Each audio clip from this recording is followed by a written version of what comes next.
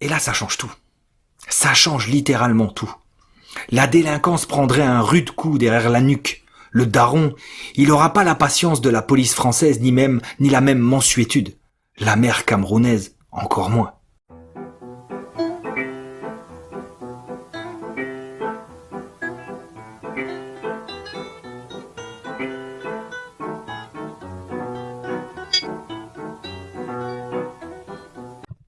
Mesdames, mesdemoiselles, messieurs, bienvenue. Le livre est une arme. La pécratie française de Jacques Thomay, numéro 33, c'est la chronique d'aujourd'hui. Alors oui, comme vous venez de le comprendre, les termes ont été changés, modifiés, afin d'éviter la censure de cette chronique. Plusieurs fois, nous utiliserons des euphémismes comme pro-enfant, amoureux des enfants ou agression de garçons. Vous l'avez compris, mais soyez certains que derrière ces termes édulcorés se cachent les pires horreurs. Les pires horreurs comme les annexes du livre de Monsieur Thomay, autant de preuves de ce qu'il avance. Ayez le cœur bien attaché, obturation impossible ici, c'est impossible. Le tableau est pétrifiant.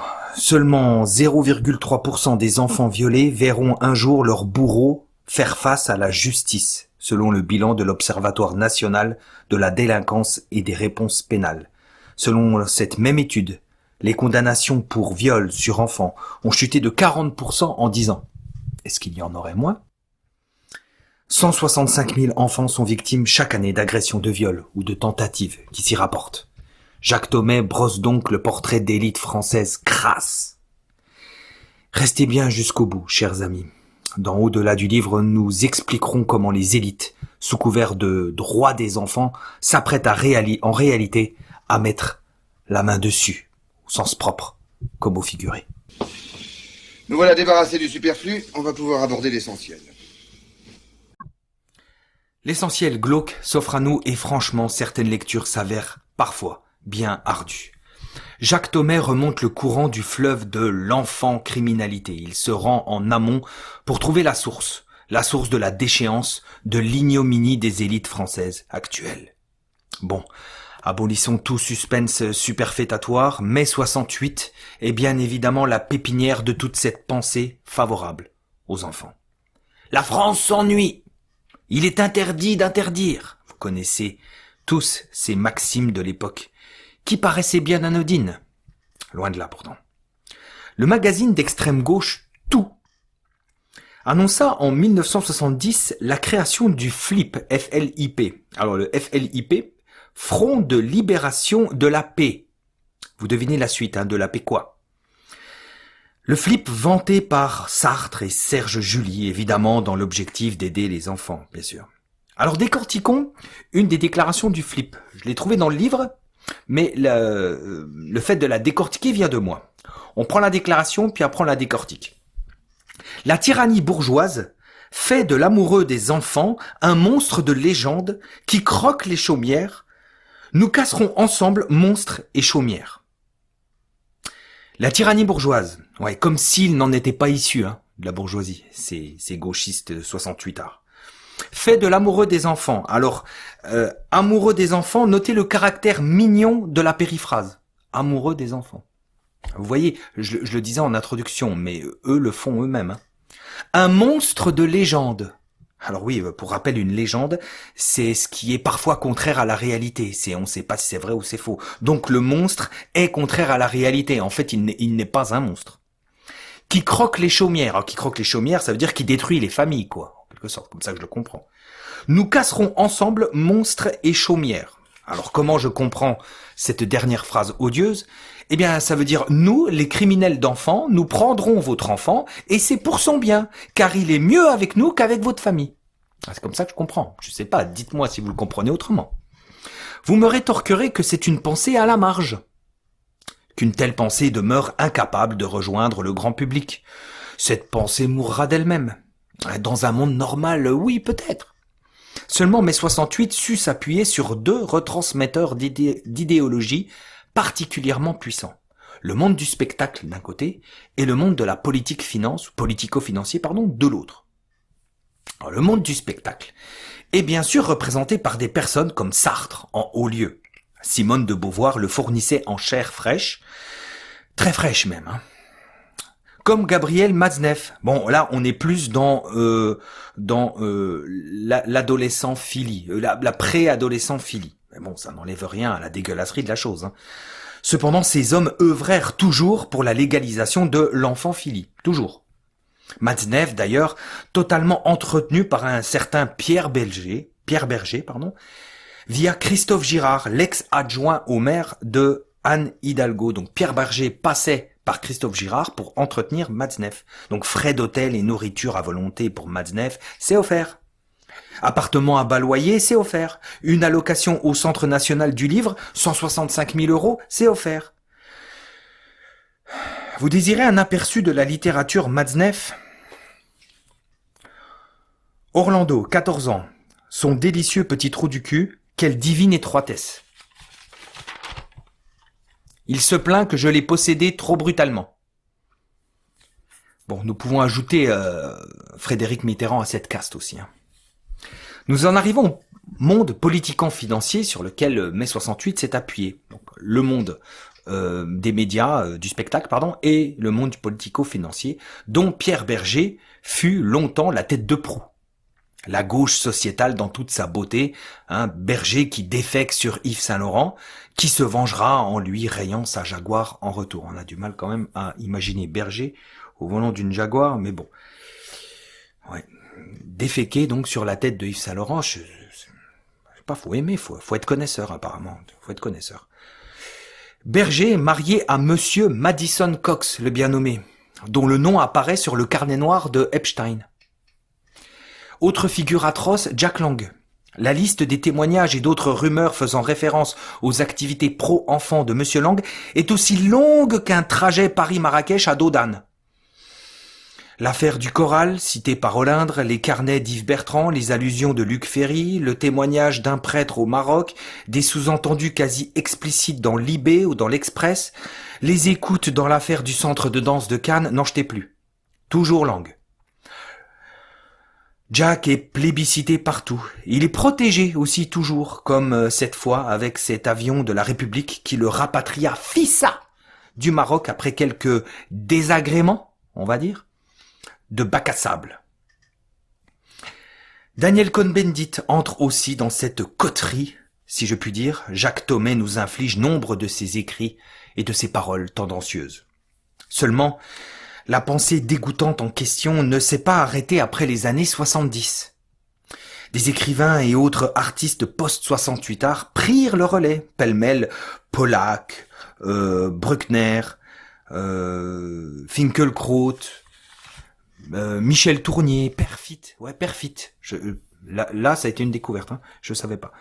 Eurent tous quelques mots, quelques phrases, quelques pensées sympathiques envers les personnes attachées aux jeunes êtres, se cachant bien souvent derrière la pensée freudienne ou derrière celle de Françoise Dolto, la mère de Carlos. Que fait-on aujourd'hui? Alors, ce serait la deuxième partie.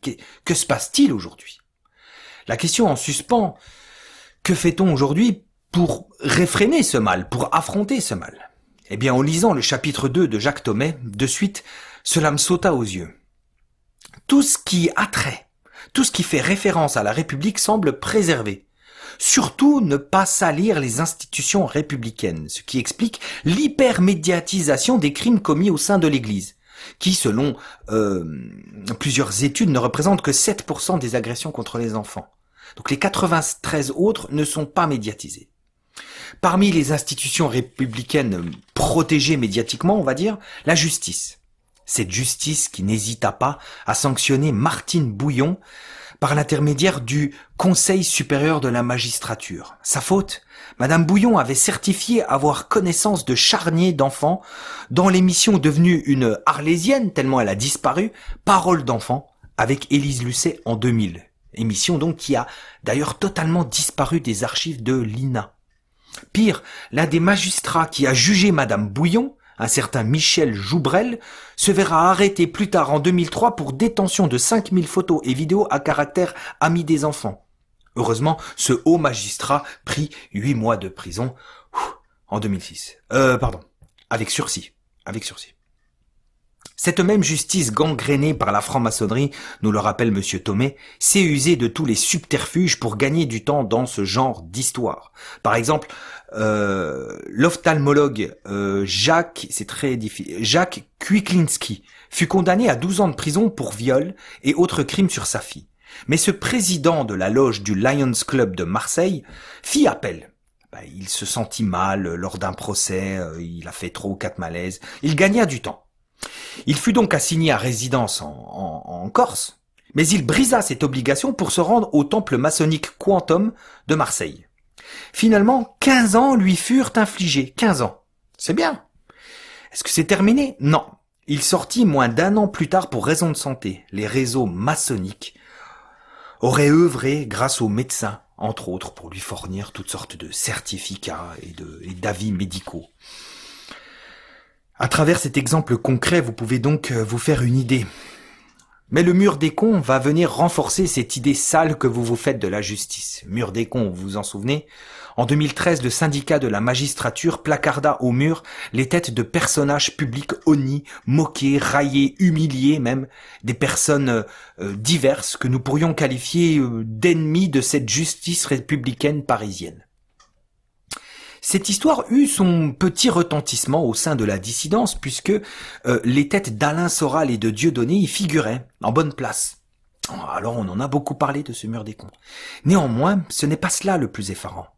Car sur ce mur honteux se trouvaient les têtes de pères d'enfants victimes de violences et plus ses affinités, vous avez compris ce que je voulais dire. Comme par exemple monsieur Jean-Pierre Escarfel, dont la fille avait été violée et tuée par Guy Georges, ou encore le général Philippe Schmitt, dont la fille avait là aussi été assassinée par un récidiviste et qui avait demandé des comptes à la justice, d'où leur tête placardée sur le mur. Je ne sais pas si vous imaginez à quel point nous sommes dans le cynisme assumé là, vraiment placardé sur un mur comme une personne méchante pour la railler des personnes qui ont perdu leur enfant dans des circonstances atroces. L'autre institution, c'est l'école. Une école qui protège, qui jette un voile opaque sur les nombreuses histoires scabreuses, une école qui regarde ailleurs. L'exemple d'une mère qui apprend par une employée du collège que sa fille de 13 ans avait été violée dans un collège justement de Toulouse. La direction lui mentait et la direction même la jetait en dehors du bureau quand elle venait dire pourquoi sa fille se sentait mal. On ne lui a pas dit la vérité. La loi du silence prévaut. Surtout ne pas entacher la réputation de l'école. Les syndicats de l'enseignement protègent les enseignants incriminés dans ce que l'on va appeler des affaires. Vous comprenez ce que je veux dire? Les cas sont légion, tous ces profs maintenus dans l'éducation nationale. Prenons l'exemple de Romain Farina, directeur et professeur d'école à Villefontaine en 2015. Ce type avait pris l'habitude de créer des ateliers du goût avec les enfants. Alors il bandait les yeux des enfants et il les faisait goûter derrière un paravent. Goûter quoi? Vous avez compris. Goûter quoi? Monsieur Farina, en plus, filmait ses perversités. Il fut mis en détention pour viol et possession d'images à caractère, vous avez compris. Pourtant, en 2001, Farina avait été signalé déjà. En 2008, il avait écopé de 6 mois de prison avec sursis pour possession d'images déjà. Et il continua à exercer malgré tout. Il finira suicidé dans sa cellule d'ailleurs. L'auteur cite aussi l'exemple d'un professeur de Maison-Alfort mis en examen pour 10 viols d'enfants plus possession d'images. Il sera suspendu avec l'obligation de soins, mais sans peine de prison.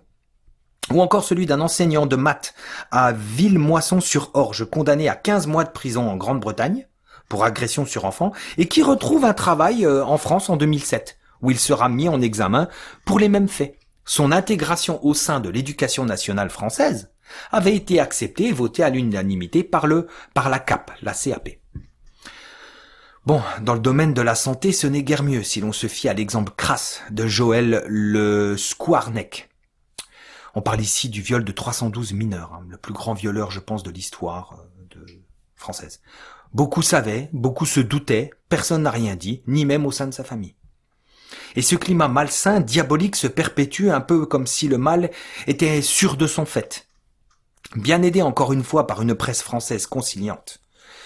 Rappelez-vous du Monde et de sa tribune en 1977 pour la libération de 3 amoureux des enfants.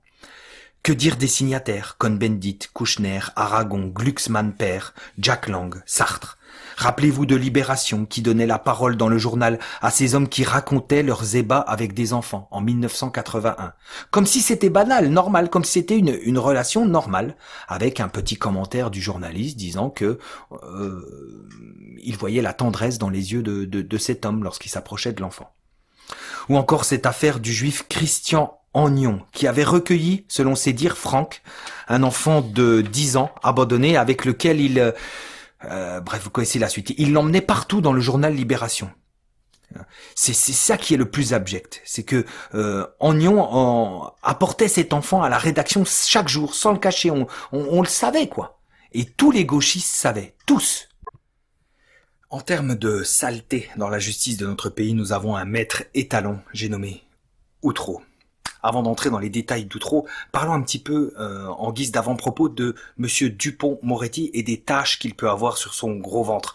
Je voulais en parler en conclusion, mais en réalité, ça alourdirait beaucoup la vidéo. Alors on va vraiment parler très très vite. Excusez-moi si ça va un peu vite.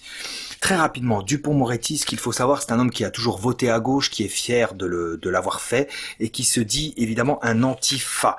Les premières tâches, c'est par exemple son associé Blandine Lejeune, qui a été mise en examen pour subordination de témoin dans une affaire de viol. Blandine Lejeune, qui en fait est très très proche elle s'est montrée très très proche durant le procès d'Outreau du chroniqueur judiciaire du Figaro, Stéphane Durand-Soufflant. Autre malpropreté chez Monsieur Dupond-Moretti, un jour on a trouvé des traces de drogue dans sa voiture. À la suite d'une enquête sur une vente de cocaïne à un avocat lillois, dans le livre qu'il a écrit avec qui dis donc, avec Stéphane Durand-Soufflant. Tiens, c'est bizarre. Il a parlé de coups fourrés. Ouais, coup fourré. Gérard Fauré parle justement de lui.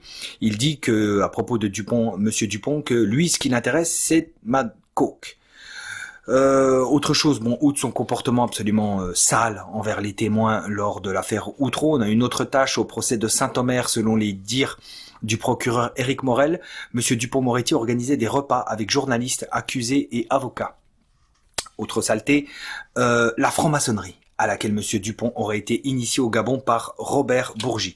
Autre saleté, par exemple, Monsieur Dupond-Moretti était l'avocat d'un richissime homme d'affaires malien nommé Seydou Khan.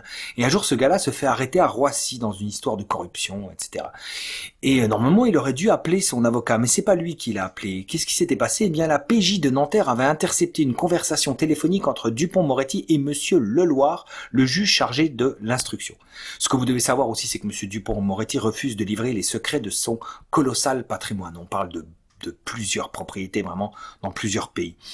Pour terminer, égrenons la liste très très rapidement des canailles et autres scélérats qu'il a soutenus avec Alice Cohen, son associé.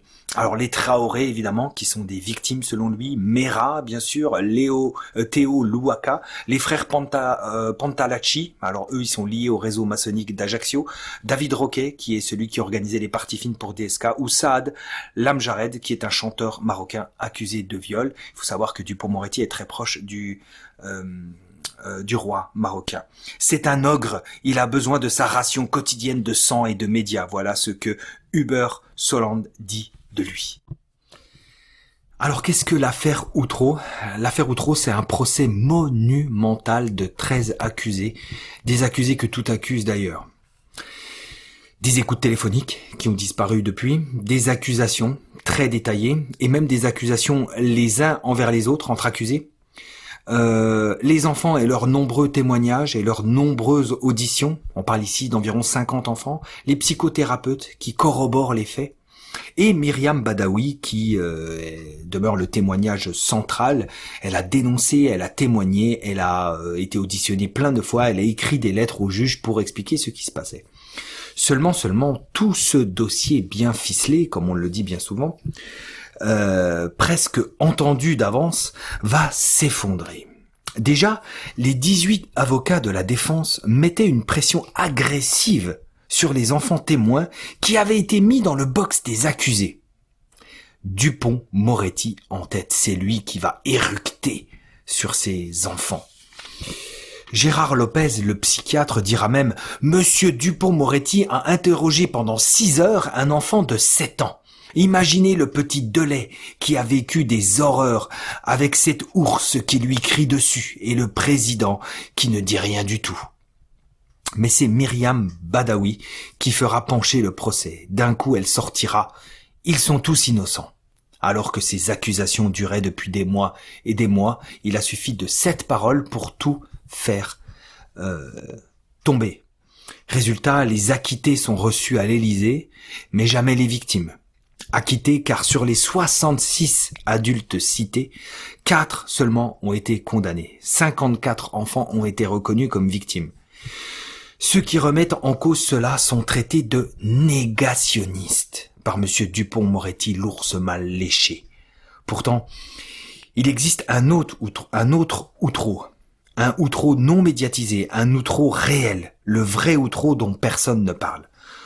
Dans ce outreau interdit, Gérald Le Signe dit « Nous avons des propos de mineurs corroborés par des examens médicaux, corroborés par des examens psychologiques et surtout corroborés par un certain nombre d'autres mineurs. » Dans cet outreau interdit, nous avons des enfants qui ont dénoncé 3 meurtres de jeunes filles et aussi celui d'un nourrisseau, des révélations spontanées et non induites par des questions, mais Marie-Christine Grison, qui avait recueilli ces témoignages, ne put terminer sa prise de parole, tellement elle fut conspuée en pleine séance. Résultat, on oublie ça.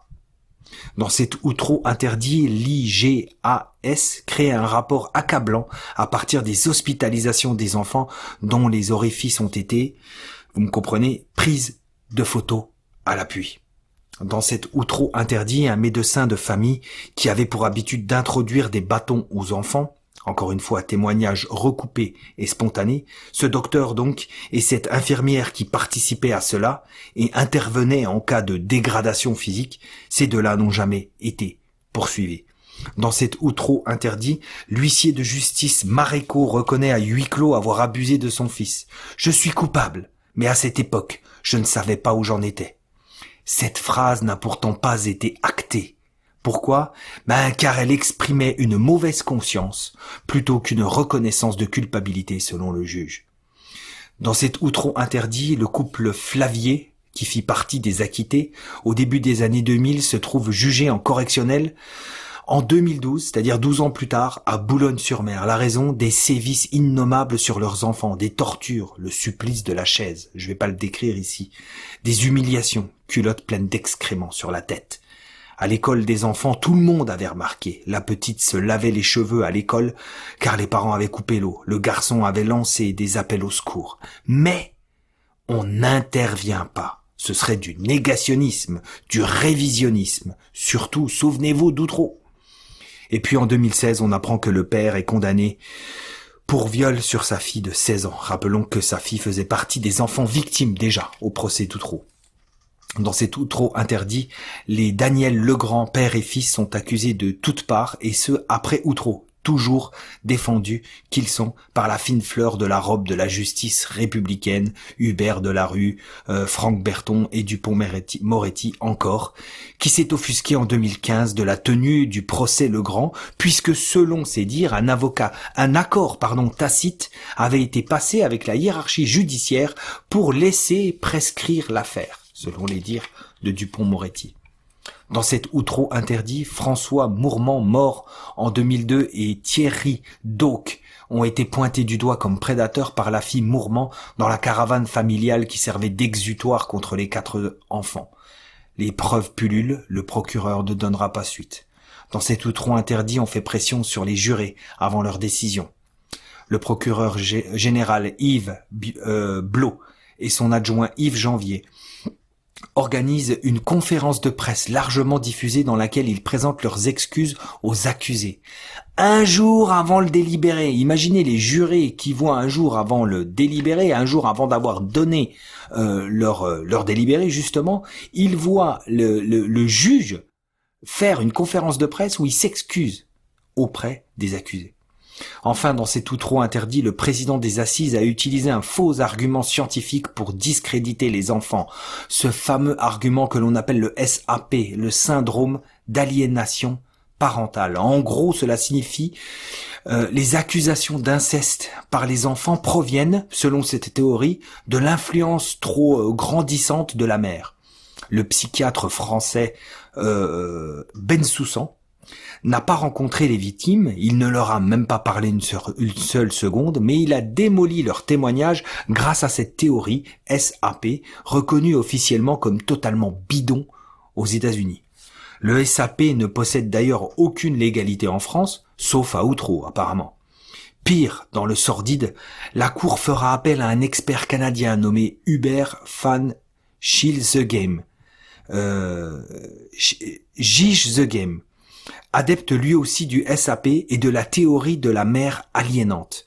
Monsieur Van Gijzegem, c'est le genre de type à dire que l'apéphilie est une orientation sexuelle au même titre que l'hétérosexualité.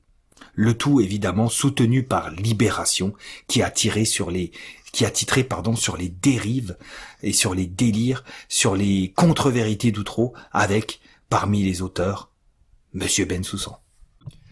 C'est donc la thèse de Jacques Thomay. La France semble être une chasse gardée des pro-enfants. L'affaire Epstein le prouve clairement.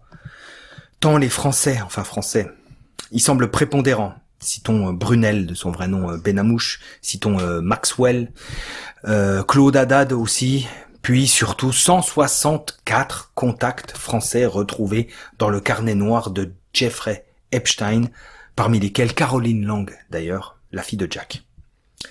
Mais au-delà de cette tempête Epstein, d'autres affaires ont éclaboussé l'élite dernièrement. Enfin, élite.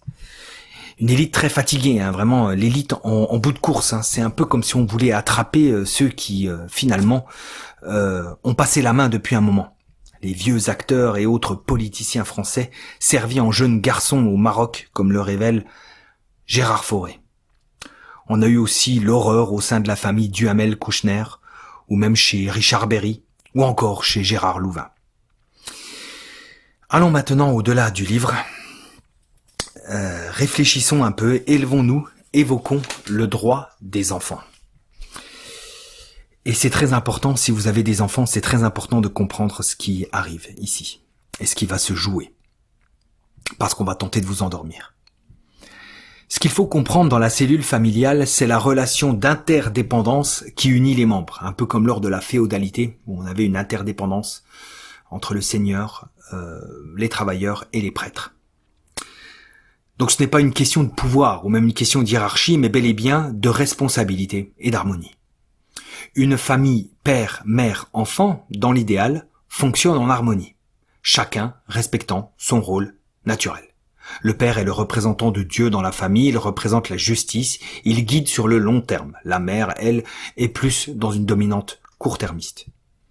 Dans une cellule harmonieuse, le concept le plus important, nous l'avons vu, c'est la responsabilité. La responsabilité des parents envers leurs enfants. Les protéger, les élever, les nourrir, les développer, les instruire. L'enfant n'a donc pas de droit, fort logiquement, puisqu'il est sous la responsabilité. Mais maintenant arrive la perversité de la chose. Prôner les droits des enfants, c'est une volonté avouée diabolique de tuer, de mettre un terme à la responsabilité des parents. Donner des droits aux enfants, comprenez bien, c'est enlever la responsabilité à ceux qui les protégeaient. Contrairement au discours médiatique éculé, les enfants ne seront donc plus protégés. Ils seront livrés au monde, esseulés avec leurs droits, qui ne serviront à rien en fait. Cela a déjà commencé. Prenons un exemple quotidien, vécu par des centaines d'enfants et vécu par vous aussi dans toutes les villes de France chaque jour. Nous entendons souvent parler de l'impossibilité de poursuivre les mineurs délinquants dans les cités. Ils doivent tout le temps les relâcher. Vous connaissez tous ces images que vous avez vues. C'est leur droit de ne pas être arrêtés, c'est leur droit de ne pas aller en garde à vue, c'est leur droit de ne pas aller en prison après avoir insulté des policiers, après avoir volé un portable ou après avoir brûlé une voiture. Leur droit toujours et encore. Mais plus aucun responsable finalement. Imaginez un peu si le principe de responsabilité était toujours appliqué comme avant. Les parents seraient responsables des dégâts, des crimes commis par leurs enfants. Voiture brûlée ? Assurance des parents qui paiera, et donc augmentation plus tard. Insulte envers un policier, amende directement infligée au père. Dégradation dans le bus ou à l'école, eh bien papa recevra la note. Et là ça change tout. Ça change littéralement tout. La délinquance prendrait un rude coup derrière la nuque. Le daron, il n'aura pas la patience de la police française ni la même mansuétude. La mère camerounaise, encore moins. Voilà comment, en un seul retournement de la pensée, on peut résoudre une partie de la néfaste délinquance du quotidien. Les droits de l'enfant, c'est donc l'équivalent du concept de l'égalité. C'est fait pour tuer l'harmonie régnante. Plus vous aurez de droits pour les enfants, plus vous verrez des familles à qui on enlève leurs enfants. C'est la suite logique attendue. De plus en plus d'enfants dans les foyers pour les recevoir, les accueillir, les foyers du gouvernement. Et puis pourquoi aller aussi loin finalement? Pourquoi vous donner des exemples aussi lointains? Vous avez déjà l'exemple sous vos yeux avec la machination du Cohen 19. Tous les parents qui lutteront bec et ongles pour éviter la machination de leurs enfants seront traités d'irresponsables. Et quelle réponse le pouvoir apportera-t-il à cela? Eh bien, il donnera un droit. Il donnera un droit à l'enfant de se faire machiner, seul, sans le consentement de ses parents, à l'école par exemple. L'école viendra résoudre le problème de l'irresponsabilité des parents. Et en donnant un droit à l'élève. C'est donc ainsi que l'on vous prendra vos enfants, en leur octroyant des droits. Devinez la suite. Enfin, la suite, je sais même pas, encore une fois, il n'y a même pas besoin de deviner. Ça a déjà commencé. Les droits sexuels des enfants. Pourquoi on s'arrêterait?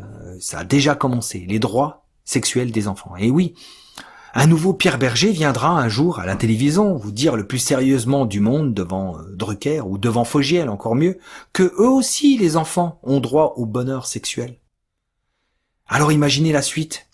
Un parent qui refuse que sa vie préadolescente aille dormir chez son copain. Ce parent-là, il la prive d'un droit. Un parent qui nie ou qui tempère l'homosexualité revendiquée de son fils qui s'est abreuvé de vidéos LGBT toute la journée. Là aussi, c'est un parent indigne, un parent irresponsable.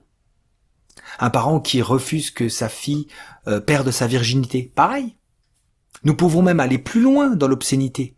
Imaginez un parent qui refuse catégoriquement que son enfant aille voir ce vieux monsieur qui l'aime et qui lui offre des cadeaux. C'est peut-être un parent qui va encore à l'encontre du bonheur de son enfant.